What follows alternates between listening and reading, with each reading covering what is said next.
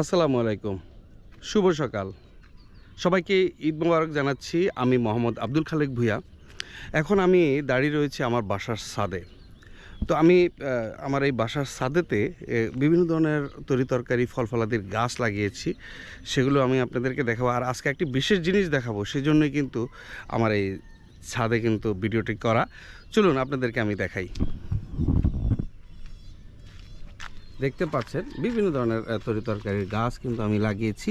পাশাপাশি এই দেখেন স্পেশাল একটা জিনিস, সেটি হচ্ছে এই যে ড্রাগন ফুল।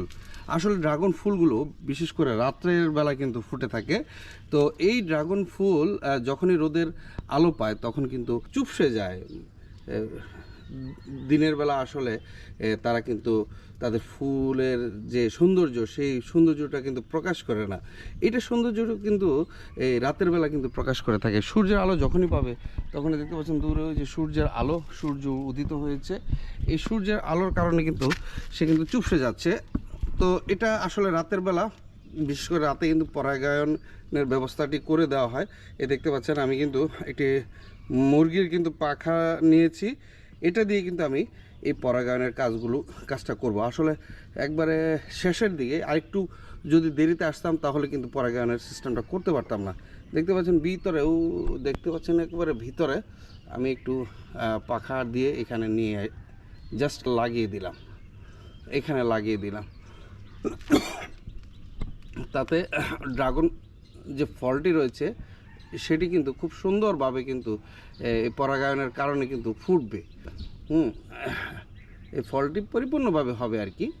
দেখতে পাচ্ছেন আমি কিন্তু করে দিলাম, এটা জাস্ট পাখা দিয়ে এটা একটু করে দিলাম।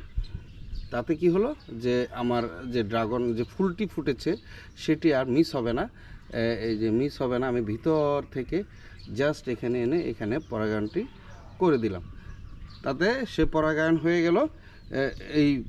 এটি আর মিস হবে না আসলে। দেখতে পাচ্ছেন যে শুধু এটা নাই, যে এটা হচ্ছে আমার মালটা গাছ। অনেক মালটা ধরে কিন্তু। এখন যদিও মালটা নেই, আমরা খেয়ে ফেলেছি। কয়েকদিনের মধ্যে আবার ফুল আসবে। এটা পুরো বছরই কিন্তু এই মালটা কিন্তু এই গাছে ধরে থাকে।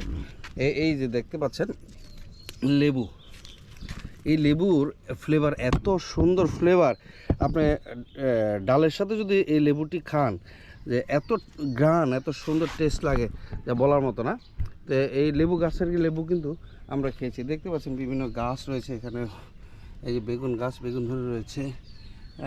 তো এই যে পুদিনা পাতা, বিশেষ করে রমজান মাসে কিন্তু এই পুদিনা পাতা কিন্তু বিশেষ চাহিদা।